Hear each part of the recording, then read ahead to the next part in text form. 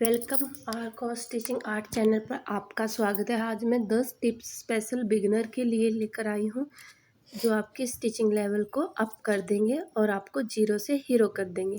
तो चलिए देख लेते हैं।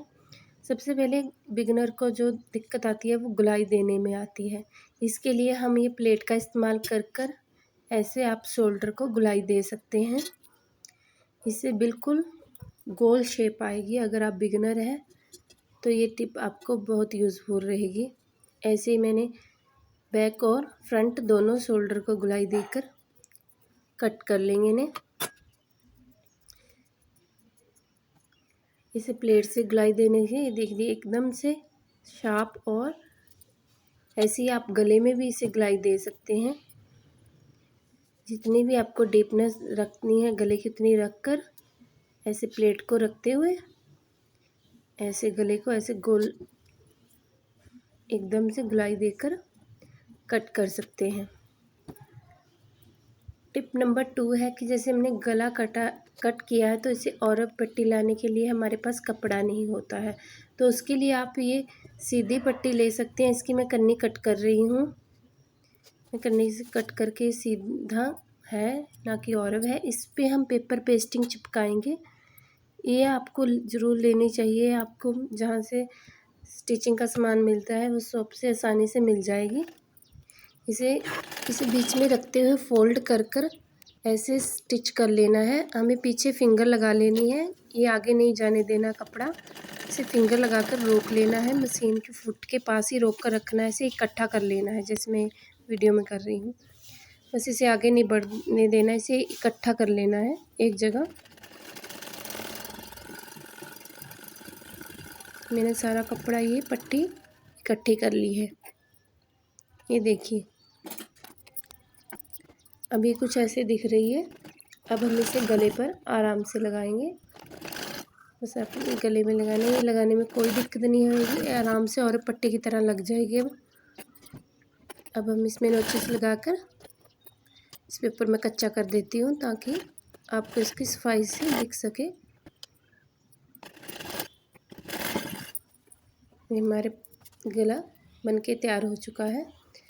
टिप नंबर 2 है, देखिए बिगिनर को जब हमें शुरू में हम स्टिचिंग करते हैं तो हम पे सीधी सिलाई नहीं लग पाती है, तो उसे लगाने के लिए मैंने कार्डबोर्ड का टुकड़ा कट कर डबल साइडेड टेप के साथ चिपका लिया मशीन के पास।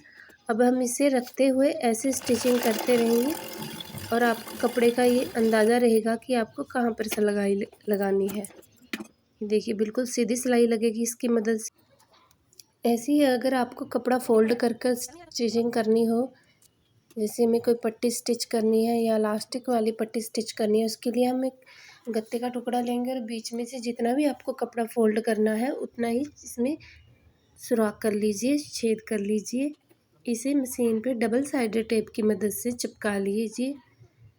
जहाँ आपको स्टिच करना है वहाँ सामने की तरफ स्टिच चिपकाने से कपड़े को फोल्ड कर इसके बीच से डालते हुए मशीन के फुट के नीचे दबाकर आप सिलाई लगाना शुरू कर सकते हैं। आपको बार बार कपड़ा फोल्ड करने की ज़रूरत नहीं। मशीन को रोक कर आप एक बार में ही जितना चाहें उतना ये पट्टी को रेडी कर सकते हैं। इसमें से अपने आप फोल्ड होती जाएगी और ऐसे ही आप इसके ऊपर लास्टिक भी लगा सकते हैं। बस इसी के अंदर से आपको लास्टिक डालते हुए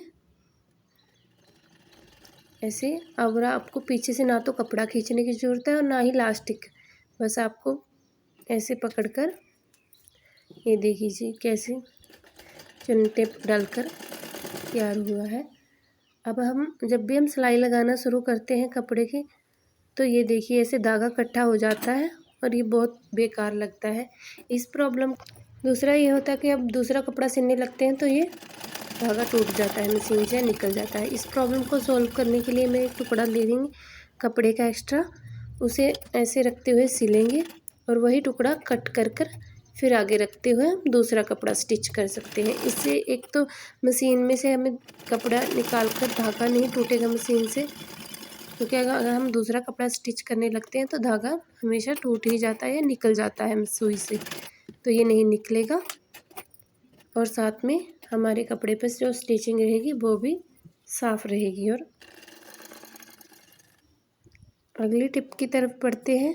जैसे कि हम किसी भी कपड़े का कॉर्नर सिलते हैं, कॉर्नर सिलते वक्त हमें इसे निकालने में दिक्कत होती है, सुई वगैरह के साथ निकालना पड़ता है।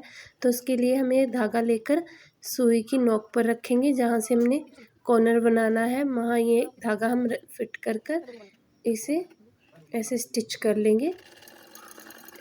आप ये ट्रिक गले में भी यूज़ कर सकते हैं, क्योंकि हमें बुकरम के कॉर्नर निकालने में, गले के कॉर्नर निकालने में दिक्कत होती है।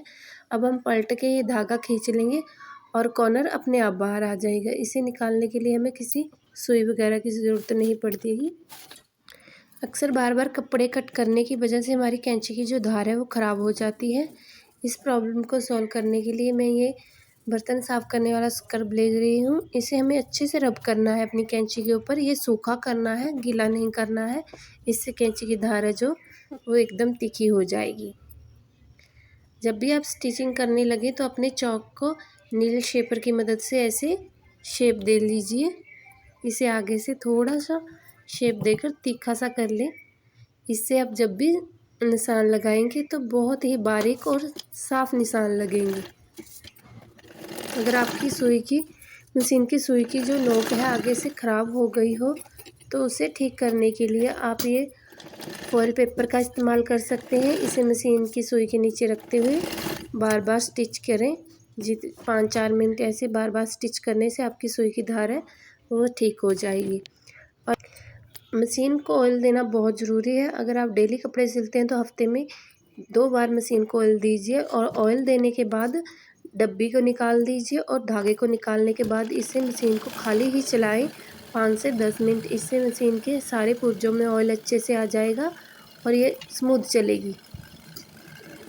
इसे ऐसे मत छोड़िएगा, ऑयल देने के बाद इसे अच्छे से चलाइएगा ज़रूर, नहीं तो ये भारी हो जाएगी। अगर आपको मेरी ये टिप्स अच्छी लगी हैं तो वीडियो को लाइक कीजिएगा और चैनल को सब्सक्राइब कीजिए। नेक्स्ट वीक में आपके लिए फिर ऐसे